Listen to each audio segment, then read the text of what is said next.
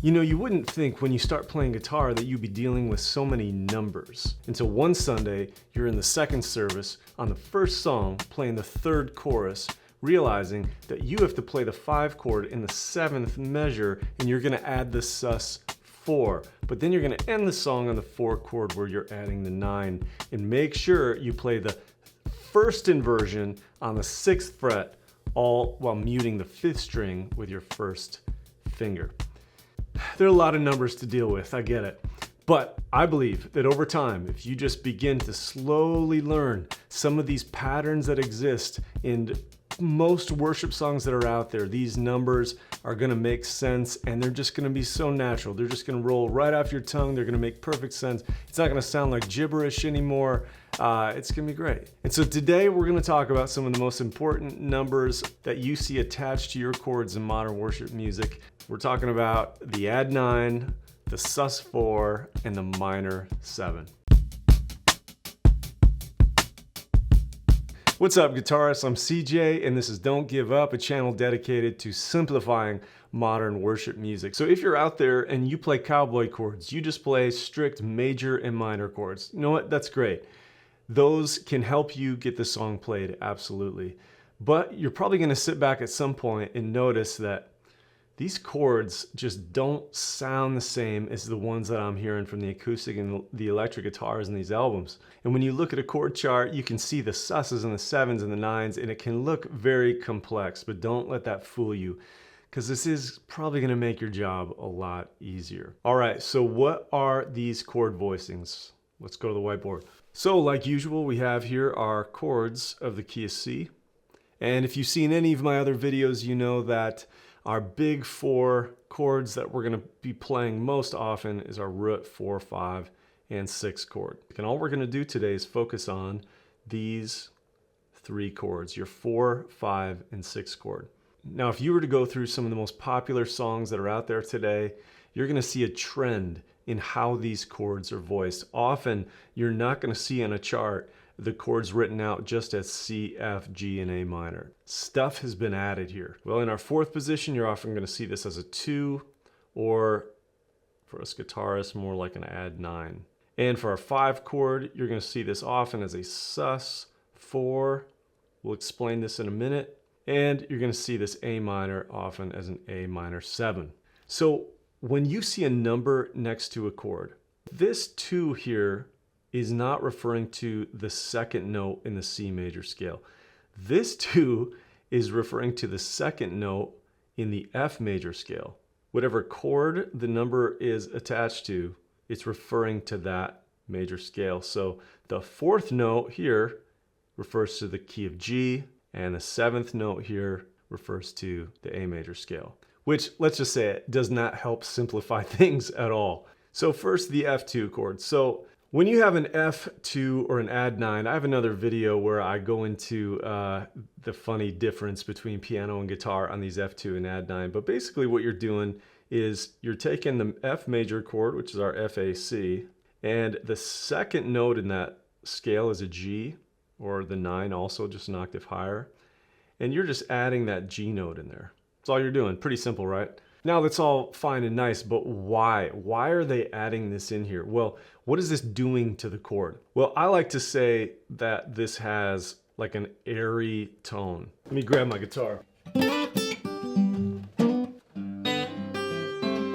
If you want to see a bunch of open chords that I love playing in the key of G, C, and E, make sure to check out my video, the 12 must-have chords for modern worship. There's a lot of cool voicings in there, which I think are pretty easy once you get used to them.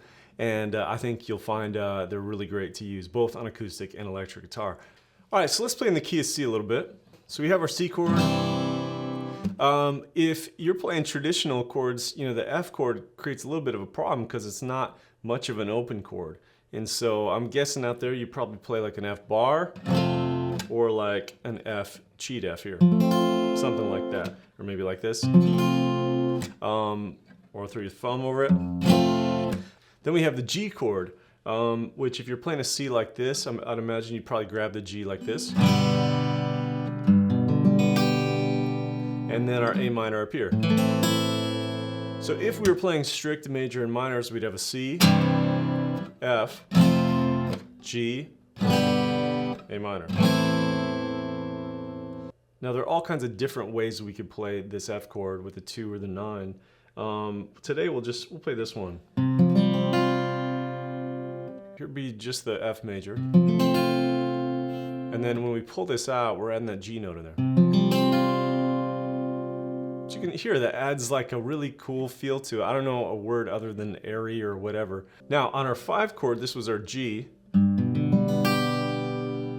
And actually what we're doing for this sus is we're keeping just where we had our finger on our C here. And then on the F, this finger isn't going to move. This is our sus here. We could play it in the bass, but especially for electric guitar, I don't like having those competing bass notes next to it. So, once in a while it sounds cool, but I'm aiming for that higher sus note up here. So B. So we would have a C, F, G, and what I'll do is I'll lean my 3rd finger over to mute my A string here. Let me use a pick. Here's our C, G. So on that G sus, when we add a sus, I think sus often, depending on which chord you use on it, gives a sense of movement. And so, especially this note back to the B, it gives the chord a sense of movement instead of just staying on that static chord. Also, as the melody changes, it's a way to sort of support the melody depending on what's going on there. So sometimes this B works better, sometimes this sus4 works better. But it kind of brings this G note back into the fold a little bit. It makes it sound a little more key of C-ish. And then the same for the A minor 7. So minor chords have this darker feel, right? This darker, could be sadder, more intense. And so what a 7's gonna do, a 7 is gonna kind of soften that dark tone. So when we pull out this note, we lose some of that dark edge to the chords. Instead of, we have, okay, so all of those together would be,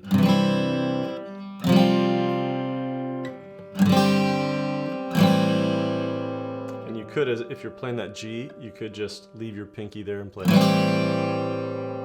You could actually do that for all the chords and go.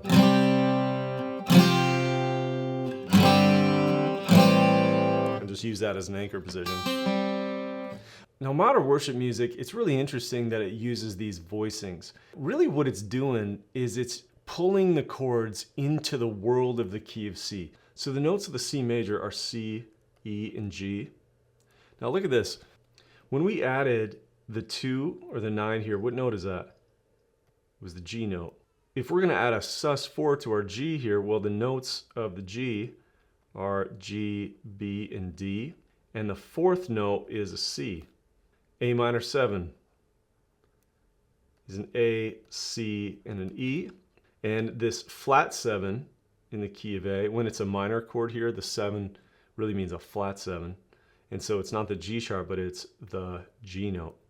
And our 2 chord would be the next one up. You're going to see that one a lot, which is often a minor 7. And so that would be a D, F, A with a flat 7, the C. So imagine the notes of the C major chord like salt and pepper, right? It's seasoning. So especially the C in this G note is used to sort of pull it into this world and to create some tonal consistency. Now, at the end of the day, do we care about tonal consistency? No, I don't care. I care about the big 3. Does it support the melody? Does it sound good? And is it easy to play? Now, let me point this out. This is really important. The 2 and the sus4 and the 7 belong to these positions, the 4, 5, and 6 position. This is so important because it can get really fun playing these extra voicings. You know, you're at home and you're just playing the chords, and by themselves they just sound really cool. You know, one of my favorite chords on the guitar is this F major set. I'll play it. So when I'm in the key of C, I just love this F.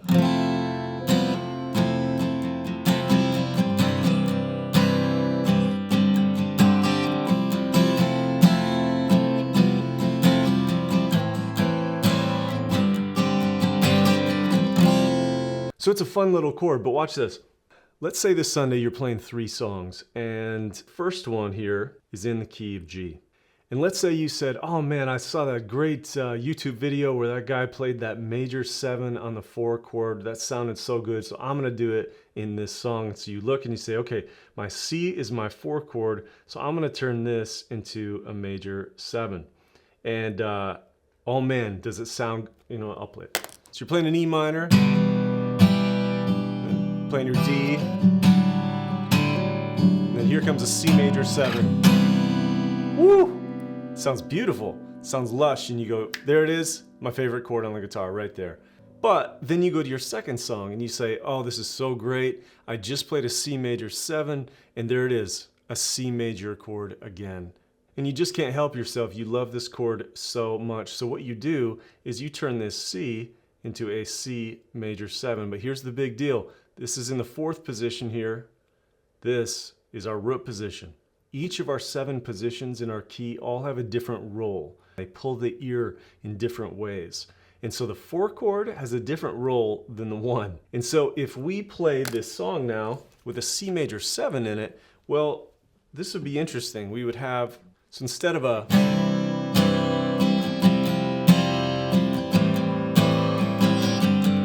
we'd have, now that's not horrible. But it's just not very common to go to the 1 chord and have a major 7.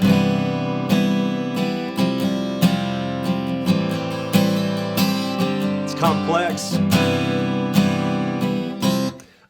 You could get away with that on some songs, but other songs it wouldn't make sense. So you go, okay, I played it in the 1 chord. I didn't hate it, but yeah, it was definitely different. So then song 3 comes, and you're not ready to give up on this C major 7 chord. Now our C major is in our 5th position. So you say, here we go, last chance, I'm gonna make this a major 7 chord. Well, if you're playing in the key of F, you haven't seen my course on how to use a capo and put that in the key of E. But let's say you don't use your capo and you say, I'm just gonna play some bar chords or whatever, as long as I get to use this C major 7 chord. So you'd have your F, B flat, C major 7. What is that? Let's try it again. Maybe I hit a wrong note. What just happened right there? Well, we just learned a very important lesson. Modern worship music rarely uses a note outside of the key to color these chords. Remember what we said earlier, it's pretty much the 1 and 5, in this case the F and the C, that's flavoring many of these chords. But if we play a major 7th on our C chord here, well, that note is a B note. There is no B in this key. We're playing outside of the key, and we get the result exactly like you heard. Man, it sounds like it does not belong in there. And this isn't uncommon, we've all done it. It's the favorite chord mistake. It's how we learn the hard way, that chord voicings belong to certain positions and not to others, depending on what style you're in. And in modern worship music, there's a very specific way they color their chords. And so what are those chord positions again? It's an F2 or an add 9, G sus4, and an A minor 7. So this week, go grab some chord charts from songs that you do at church. Find out which chords are which position in the key, and then see how many of them flavor their chords in this way. I think this is a great step, learning more about what chord voicings are and how to use them. And here's the beautiful thing. Not only do they sound good, not only do they help support the melody better, but they're easier to play. So go have fun with them this week. We'll see you next time.